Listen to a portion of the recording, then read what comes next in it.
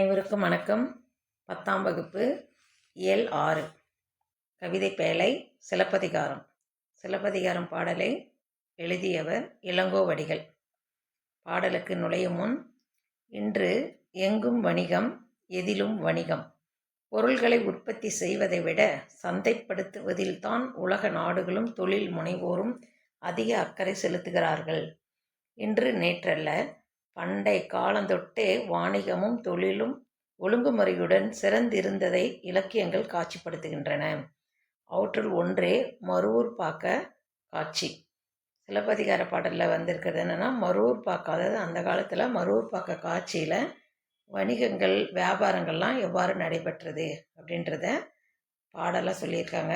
மருவூர் பாக்கம் செய்யுள் வரிகள் பார்ப்போம். வண்ணமும் சுண்ணமும் தன்னருஞ் சாந்தமும் பூவும் புகையும் மேவிய விரையும் பகர்வனர் திரிதரு நகர வீதியும் பட்டினும் மயிரினும் பருத்தி நூலினும் கட்டு நுண்வினை காருகர் இருக்கையும். அதாவது வண்ணம் அப்படின்னா என்னன்னா வண்ணக்குழம்பு, வீதிகளில் வணிக வீதிகளில் வண்ணக்குழம்பு.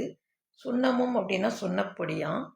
தன்னரும் சாந்தும் அப்படின்னா குளிர்ந்த மனசாந்துன்னு சொல்கிறோம். தன்னரும் சாந்துன்னா குளிர்ந்த மனசாந்து அப்படின்னு சொல்லியிருக்காங்க. அடுத்தது பூவும் புகையும் மேவிய விரையும். அதாவது பூவும் நறுமண புகைப்பொருள்கள், அதில் அகில் முதலான மலப்பொருள்களாக அதாவது மணப்பொருள்களை விற்பவர்கள் அப்படின்னு சொல்லியிருக்காங்க. பகர்வனர் திரிகரு நகர வீதியும் பட்டினும் மயிரினும் பருத்தி நூலினும் அப்படின்னா பட்டு முடி, பருத்தி நூல் இவற்றினை கொண்டு அழகாக பின்னி கட்டும் கைத்தொழில், அது கட்டு நுண்வினி காருகர் இருக்கையும். காருகர்னா நெசவாளர்கள். பட்டு நூல் இதெல்லாம் கொண்டு பின்னி நெசவாளர்கள் வாழும் வீதிகள் அங்கே இருக்குது அப்படின்னு சொல்லியிருக்காங்க. முதல் பேரா இதுதான் பொருள். தூசும் துகிரும் ஆரமும் அகிலும் மாசரு முத்தும் மணியும் பொன்னும் அருங்கல வெறுக்கையோடு அளந்து கடை அறியா வளம் தலை மயங்கிய நனந்தலை மருகும் பால்வகை தெரிந்த பகுதி பண்டமோடு கூலம் குவித்த கூல வீதியும் அப்படின்னு இது மனப்பாட வரிகள். தூசு அப்படின்னா பட்டு, துகிர் அப்படின்னா பவளம், ஆரமும் அகிலம்னா ஆரம்னா சந்தனம், அகில் முத்தும் மணியும் மாசரு முத்தும் மணியும். அதாவது தூசு துகிர் அப்படின்னா பட்டு, பவளம், சந்தனம், அகில் இதெல்லாம் முத்து மணி, மாசரு முத்து, மணி பொண்ணு, அளக்க முடியாத பொண்ணு, அருங்கல வெறுக்கையோடு அளந்து கடை அறியா அளவிற்கு அதிகமாக குவிந்து கிடக்கும் வளம் நிறைந்த அகன்ற வணிக வீதிகள் இருக்குது அப்படின்றாங்க. மயங்கிய இது இவ்வீதிகளில் அதே போல் பால்வகை தெரிந்த பகுதி பண்டமோடு. பண்டம்னா என்ன சொல்லலாம், நெல், வரகு, திணை, சாமை, சோளம், கேழ்வரகு இதெல்லாம் சொல்கிறாங்க இல்லையா, அதுதான் பண்டங்கள். பால்வகை தெரிந்த பகுதி பண்டமோடு கூலம் குவித்த கூல வீதியும் அப்படின்னு சொல்லியிருக்காங்க. கூலக்கடை தெருகளும் இருக்கும். கூலம் குவித்த அப்படின்னா தானியங்கள், கூலம்னாவே தானியங்களை குறிக்கும். அந்த தானியங்கள்லாம் குவித்த அந்த கூலக்கடை தெருக்கள்லாம் குவித்து விற்பாங்க அப்படின்னு சொல்லியிருக்காங்க அந்த தெருக்களை பற்றி.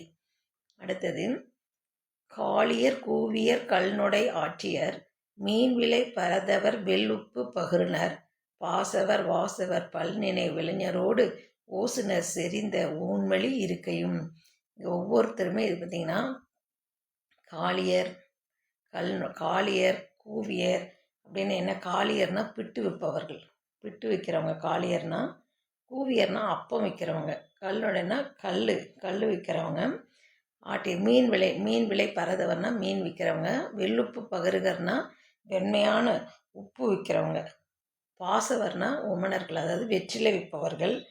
அதாவது வாசவர் அப்படின்னா நறுமண பொருள்கள் விற்கிறவங்க. வாசவரில் வாசனை இருக்குது. பல்நினை விலர்கள் அப்படின்னா இறைச்சிகள் விற்போரும், அது இறைச்சிகள் சொன்னோன்னா பல இதை கூவி விற்கிறவங்க.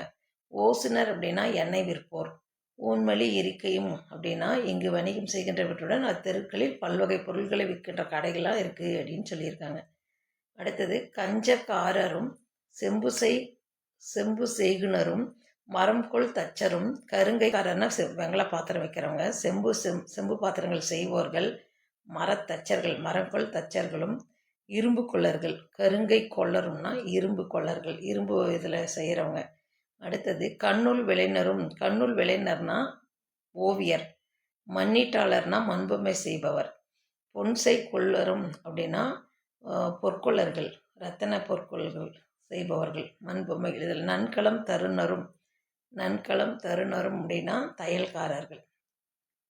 அடுத்தது துன்னக்காரரும் தோளின் துன்னரும் கிளியினும் கிடையினும் தொழில் பல பெருக்கி அப்படின்னா என்ன அப்படின்னா, அதாவது துணியால் கட்டைகளாலும் பொம்மை செய்வர்கள் இருப்பாங்க. பழுதின்றி கைத்தொழில் பல செய்யும் மக்கள் பகுதியில் வாழ்ந்து சூழிலும் யாழிலும் குரல் தத்தம் அப்படின்னு சொல்லி பாடியிருக்காங்க.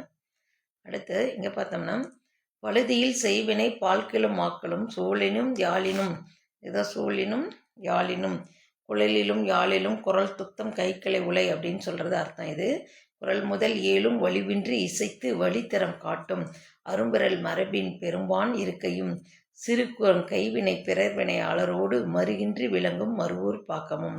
புகார் காண்டம், அதாவது மருவூர் பக்கத்தில் இந்திர விழா ஒரு எடுத்த கதையில் தான் இது இருக்குது. புகார் காண்ட நிகழ்ச்சியில் இந்த மருவூர் பக்க வீதி கதை சில வரிகள் ரொம்ப முக்கியமானது. குழலினும் யாழினும் குரல் முதல் ஏழும் வரியும், வாசவர் ஓசுனர் இந்த வரி இருக்கு இல்லைங்களா, இதெல்லாம் முக்கியமான வரிகள். சரிங்களா. அடுத்தது சொல்லும் பொருளும் பார்ப்போம். சொல்லும் பொருளிலிருந்து கண்டிப்பாக நமக்கு முக்கியமான ஒரு கேள்வியாவது எந்த ஒரு போட்டித் தேர்வுனாலும் கேட்பாங்க. சுண்ணம்னா நறுமணப்பொடி, காருகர்னா நெய்பவர் அதாவது சாலியர், தூசு பட்டு துகிர் பவளம், தூசுனா பட்டு துகிர் பவளம், வெறுக்கைனா செல்வம், காளியர்னா பிட்டு விற்போர், கூவியர்னா அப்பம் விற்போர், பாசவர் வெற்றிலை விற்போர், வாசவர்னா நறுமண பொருள், அதாவது வாசவர்லேயே வாசனை இருக்குது, பாசவர் பாசம் பிடிப்பது வெற்றிலை விற்போர்னு சொல்லியிருக்கு. பல்நிலை விளைஞர்கள்னால் பல வகையான புலால் விற்பவர்கள். புலால்னா இறைச்சி உணவு, கரிகளை அதாவது புலால் கரிகளை விற்போர்னு இருக்குது பாருங்க. ஓசுனர்னா எண்ணெய் விற்போர், கண்ணுள் விளைஞர் ஓவியர், மண்ணீட்டாளர்னா சிற்பி, கிளினா துணி. சரிங்களா. முக்கியமான பொருட்கள்லாம் இருக்குது, படிச்சுக்கணும். பாடலின் பொருள் பார்த்தோம், இருந்தாலும் மடிச்சு காட்டில் பாருங்கள். புகார் நகர மருவூர் பாக்கத்தில் வணிக வீதிகளில் வண்ணக்குழம்பு சுண்ண பொடி குளிர்ந்த மனசாந்து பூ நறுமண பொம்கை பொருட்கள் அகில் முதலான பொருட்களை விற்பவர்கள் வணிகம் செய்து கொண்டிருக்கின்றனர். இங்கு பட்டு முடி பருத்தினுள் இவற்றினை கொன்று அழகாக பின்னி கட்டும் கைத்தொழில் வல்லுநரான நெசவாளர் வாழும் வீதிகள் உள்ளன. பட்டும் பவளமும் சந்தனமும் அகிலும் முத்தும் மணியும் பொன்னும் அளக்க முடியாத அளவிற்கு குவிந்து கிடக்கும் வள நிறைந்த அகன்ற வணிக வீதிகளும் இங்கு உள்ளன. மேலும் இவ்வீதிகளில் வெவ்வேறு வகையான பண்டங்களின் விற்பனையும் நடைபெறுகின்றது. 8 வகை தானியங்களும் நெல், வரகு, திணை, சாமை, இறங்குன்னா சோளம், கேழ்வரகு, தோரை நெல், புல் குவிந்து கிடக்கும் கூலக்கடை தெருக்களும் உள்ளனன்னு சொல்லியிருக்காங்க.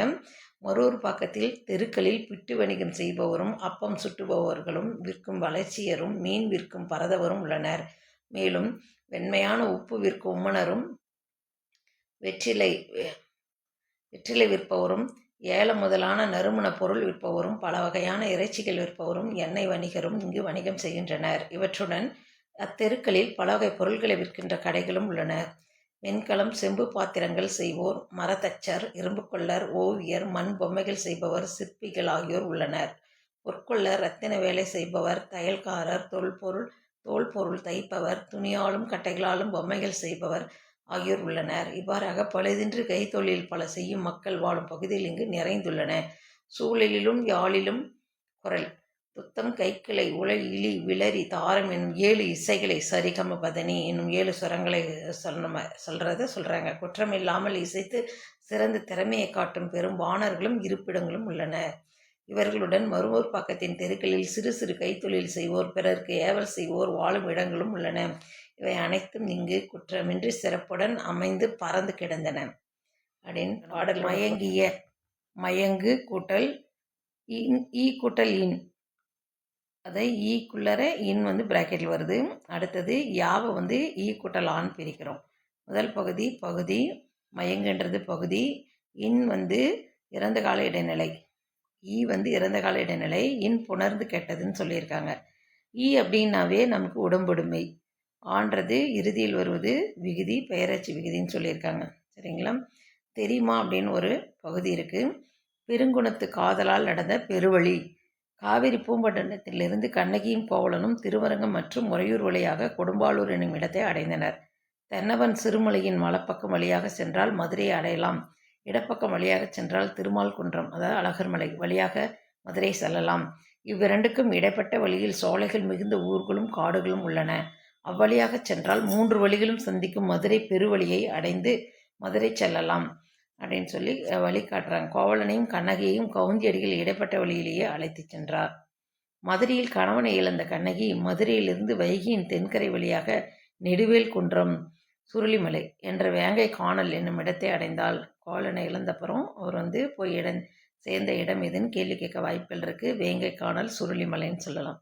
உரைப்பாட்டு மடை, அது உரையிடையிட்ட பாட்டுடை செயல். மடை அப்படின்றதுக்கு 2 பொருள் இருக்கிறதா இதுக்கு ஒரு பகுதி கொடுத்துருக்காங்க, கவனிப்போம். வாய்க்காலில் பாயும் நீரை வயலுக்கு திருப்பி விடுவது மடை. உரை என்பது பேசும் மொழியின் ஓட்டம். இதனை செய்யுளாகிய வயலில் பாய்ச்சுவது உரைப்பாட்டு மடை அப்படின்னு சொல்லியிருக்காங்க. அப்போ உரைப்பாட்டு மடை என்பது சிலப்பதிகாரத்தில் வரும் தமிழ் நடை. இது உரைநடை பாங்கில் அமைந்திருக்கும் பாட்டு அப்படின்னு சொல்கிறாங்க. எனவே சிலப்பதிகாரம் உரையிடையிட்ட பாட்டுடை செயல் என படுகிறது. சிலப்பதிகாரத்தை தான் உரையிடையிட்ட பாட்டுடை செயல் அப்படின்னு சொல்லியிருக்காங்கன்னு சொல்கிறாங்க. அடுத்தது நூல்வழி. சிலப்பதிகாரத்தை எழுதியவர் பார்த்தோம்னா இளங்கோவடிகள். அவரை பற்றி பார்க்கலாம். 50 காப்பியங்களில் ஒன்று சிலப்பதிகாரம். இது முத்தமிழ் காப்பியம், குடிமக்கள் காப்பியம் என்று சிறப்பிக்கப்படுகிறது. மூவேந்தர் பற்றிய செய்திகளை கூறுகிறது. இது புகார் காண்டம், மதுரை காண்டம், வஞ்சி காண்டம் என்ற 3 காண்டங்களையும் 30 காதைகளையும் உடையது. கோவலன், கண்ணகி, மாதவி வாழ்க்கையை பாடுவது மணிமேகலை காப்பியத்துடன் இதன் கதை தொடர்பு கொண்டிருப்பதால் சிலப்பதிகாரமும் மணிமேகலையும் இரட்டை காப்பியங்கள் என அழைக்கப்படுகின்றன. சிலப்பதிகாரத்தில் கோவலன், கண்ணகி, மாதவியை பற்றி பாடப்படுறது. மாதவியோட மகள் தான் மணிமேகலை. அதை தொடர்ந்து மணிமேகலை காப்பியம் இருக்கிறதுனால தான் இது இரட்டை காப்பியம்னு சொல்லி பெயர் வந்தது அப்படின்னு சொல்லியிருக்காங்க. சிலப்பதிகார ஆசிரியர் இளங்கோவடிகள் சேர மரபை சேர்ந்தவர். மணிமேகலையின் ஆசிரியர் சீத்தலை சாத்தனார் கோவலன் கண்ணகி கதையை கூறி அடிகள் நீரே அருளுக என்றதால் இளங்கோவடிகளும் நாட்டுதும் யாம் ஒரு பாட்டுடை செயல் என இக்காப்பியம் படைத்தார் என்பர்.